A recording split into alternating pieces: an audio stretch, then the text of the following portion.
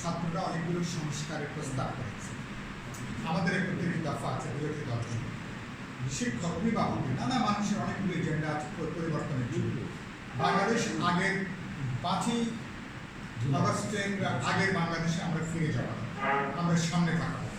হাসিনা যে জমিদারি মনে করেছিল, তার একটা রাজত্ব জমিদারি, নতুন কোনো জমিদার, নতুন কোনো কর্তৃত্ব, নতুন কোনো ফ্যাসিলা, যে চেহারা যে নামে হোক না কেন, ছাত্ররা যেমন গ্রহণ করবে না, আমরা ওটাকে গ্রহণ করব।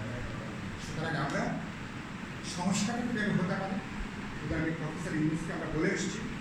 ওনারা সেপ্টেম্বরের শুরু থেকে রাজনৈতিক দলের কথাবার্তা বলবেন যে কী কী সমঝোতা, কী কী পরিবর্তন, কী কী রূপান্তর, কী কী সংস্কার দরকার, একটা বোঝাপড়া করে আলাপ আলোচনা করে একটা ন্যাশনাল এজেন্ডা তৈরি করে, একটা নতুন সমঝোতা, নতুন বোঝাপড়া এটা তৈরি করে। আর গোটা নির্বাচনী ব্যবস্থার পরিবর্তন করে একটা অবাধ, নিরপেক্ষ, বিশ্বাসযোগ্য নির্বাচন, একটা যৌক্তিক সময়ের মধ্যে একটা অবাধ, নিরপেক্ষ, বিশ্বাসযোগ্য নির্বাচন এটাকে নিশ্চিত করা। এটা কি 6 মাসে হবে, আর 2 মাস লাগবে?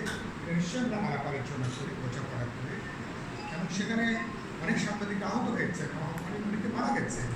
আমরা সমাজের সকল গুরুত্বপূর্ণ স্টেক হোল্ডারদেরকে মনে করি এই যে নতুন যে সময়, আপনাদের প্রত্যেকেরই সেখানে অবদান রাখার সুযোগ আছে, ভূমিকা আছে।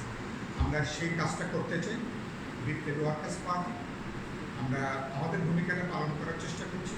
গণতন্ত্র মঞ্চ সকল বিরোধী দলের সাথে মিলে আমরা আমাদের অনৈক্যটা যেন আবার নতুন কোনো সমস্যা তৈরি